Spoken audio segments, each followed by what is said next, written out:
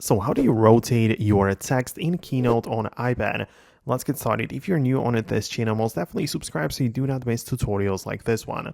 Well, officially, it's not even like a solution which shows up, but it is most definitely possible, right? Because all you have to do is to locate the text field, right? So it might be for the title, subtitle, whatever. So you can just select it like that, and you have the ability to just tap it with two fingers and perform like this draggy rotation gesture, whatever you want to call it. But you essentially just kind of turn it over, and it's not the easiest thing in the world.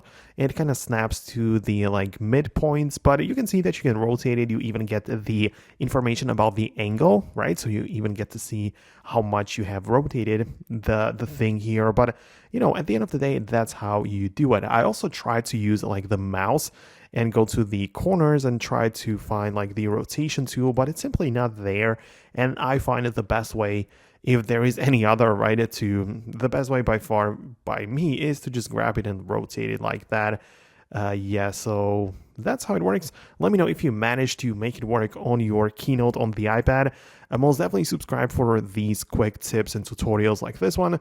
Thanks a lot for watching, and I'll talk to you later in the future tutorials.